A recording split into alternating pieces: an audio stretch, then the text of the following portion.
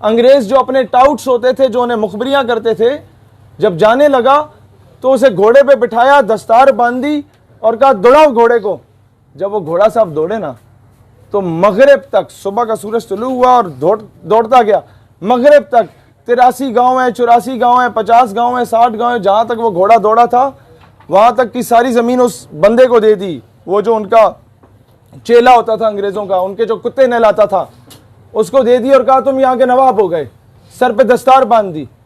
तो ये जितने नवाब बडेरे जिनके हम गिटों में बैठ के कौम के ज़मीर को 5 साल के बाद बिरयानी की प्लेट पे बेच देते हैं ना, ये वही थे जिन्होंने हुक्के भरे थे। ये वो थे जो अंग्रेज़ों की मैम साहब के सामने पगड़ी पहन के और दाढ़ी रख के, दाढ़ी और पगड़ी को बेचा था इन बदबख्तों ने।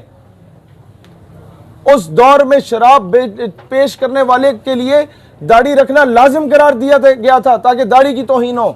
उस दौर में कोई आपके घर का दरवाजा खोले या गाड़ी का दरवाजा बंद करे, उस नौकरी पे उसे फाइज किया जाता था जिसने शेरवानी पहनी हो ताकि आपकी शेरवानी की तौहीन हो। उस दौर में टीपू सुल्तान की तौहीन करने के लिए जो अंग्रेजों के खिलाफ खड़ा हुआ था, जो दरबान होता था, उसको मुंछे रखने पे अलाउंस दिया जाता था कि ये लोग और पैसे देते हैं, गुलामी करो, बूट पॉलिश करो और मुंछे रखो, दाढ़ी रखो, दस्तार रखो।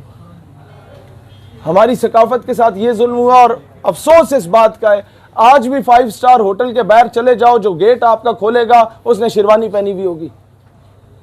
आज भी किसी मेस के बाहर चले जाओ, सरकारी मेस के बाहर चले जाओ, मैं जनरल बाजवा को भी कहता हूं, आप किसी गैरिजन मेस के बाहर चले जाएं तो वो शेरवानी वाला बंदा खड़ा होगा, उसने दस्तार पहनी होगी। भाईजान उसे पहनाए, पैंट कोट टाई लगाएं और उसे खड़ा करें ताकि पता चले पाकिस्तान गुलामी से निकला है।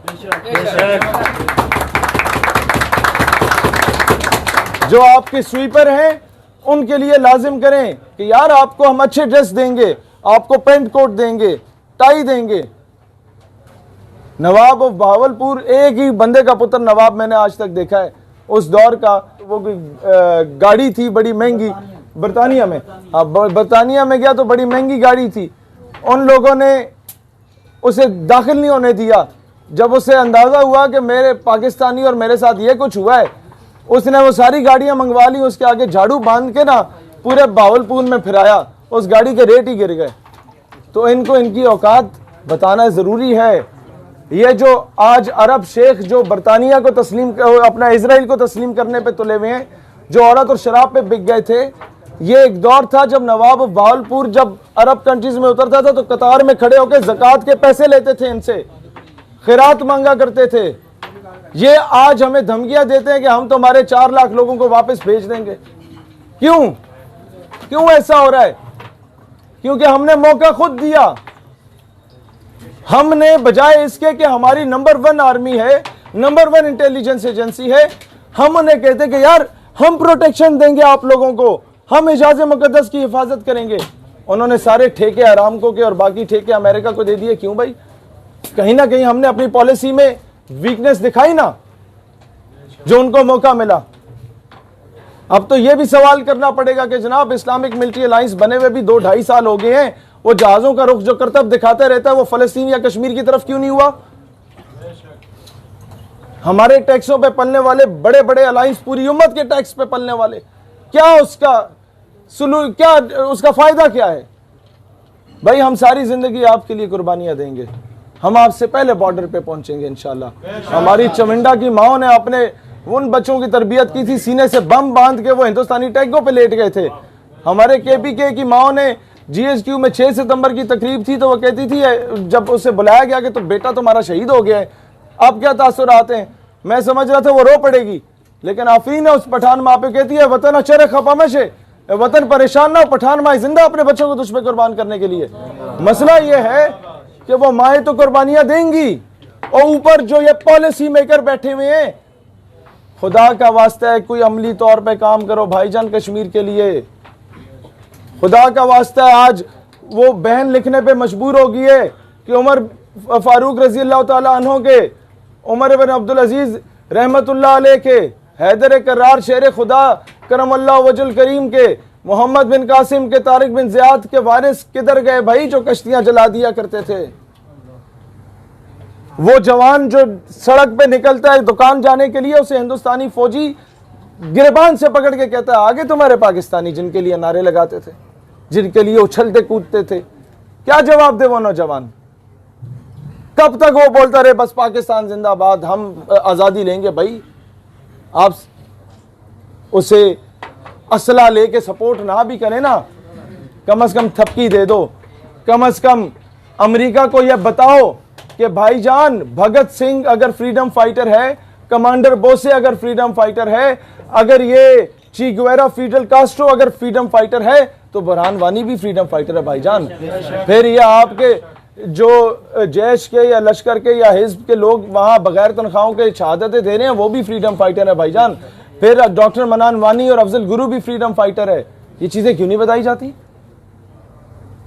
उस पे कौम को तकसीम किया जाता है, कहा जाता है नहीं ये तो फलाने मसलक है, या ये पठान है, तो पंजाबी है, इसके बारे से नहीं बोलना। भाई क्यों? जब कोई खत्म नबूवत का काम कर रहा है तो बड़े बड़े उलमा हमें बताओ, क्या जो आज हमें कहते हैं कि जी आप क्यों सारे मकातब फ़िक्र इकट्ठे होकर ख़त्म नबूवत की बात करते हैं, खुद अकेले क्यों नहीं करते? भाई आप शाह अमन नूरानी से ज़्यादा पढ़े लिखे हैं। यही जवाब काफ़ी है कि जब वो सबको लेके चल सकते थे साथ ख़त्म नबूवत के दिफा के लिए, जब पीर महर अली शाह रहमतुल्लाह अलैह इकट्ठे हो सकते थे सारों को लेके हजूर की नामूस रिसालत के लिए, तो हम कौन होते हैं किसी को रोकने के? हम कौन होते हैं? हम क्यों नहीं जिहाद के लिए किरदार अदा कर रहे? हम क्यों नहीं अपने मुल्क के स्टेक होल्डर्स को फोर्स कर रहे कि भाईजान अब प्रैक्टिकल फील्ड में निकलने का वक्त है, गर्मी आ चुकी है, बर्फ पिघल चुकी है, अब जाओ ना वहां पे। मैंने तो इन्हें पहले भी कहा था जब इन्होंने एक गाने बजाए थे, ढोल मारे थे कि इंडिया जा जा कश्मीर से निकल जा, मैंने कहा नहीं निकलेगा, एक और गाना बनाओ, इंडिया दफा हो जा कश्मीर से निकल जा, शायद निकल जाए। फिर भी ना हो तो जनाब ये बड़े भाई साहब को बोलना एक फिल्म में खुद हीरो बन के तशरीफ ले आओ, शायद इंडिया निकल जाए। लेकिन नहीं निकलेगा भाई। बेच कर तलवारें खरीद लिए मसल्ले हमने, बेटियां लुटती रहीं और हम दुआ करते रहे। मसला ये है कि आज हम वजीर आज़म साहब से भी कहते हैं भाईजान कुर्सी है तुम्हारी, ये जनाजा तो नहीं है, कुछ कर नहीं सकते तो उतर क्यों नहीं जाते? अल्लाह वतन को जो मेरे लूट रहे हैं, ये देश के गद्दार हैं, मर क्यों नहीं जाते? दोस्तान जी वकार, आज हमें बार बार मैं एक बात कहना चाहूँगा, अपने स्कूल्स कॉलेज यूनिवर्सिटीज़ में डाटा इकट्ठा करें, कौन कौन टीचर है जो डायरेक्टली इनडायरेक्टली पाकिस्तान की इस्लामिक आइडियोलॉजी को टारगेट कर रहा है, उसकी खुफिया वीडियोस रिकॉर्ड करें, हम तक पहुंचाएं। हमें यूनिवर्सिटी बंद भी करनी पड़ी ना, उसे यूनिवर्सिटी से निकालने के लिए हम करने को तैयार होंगे, मैं वादा करता हूं। हम ये चीज़ बर्दाश्त नहीं करेंगे कि कोई टीचर जहां एक माशरे को संवारने वाला टीचर होता है, वहीं उस माशरे को बिगाड़ने वाला भी टीचर होता है।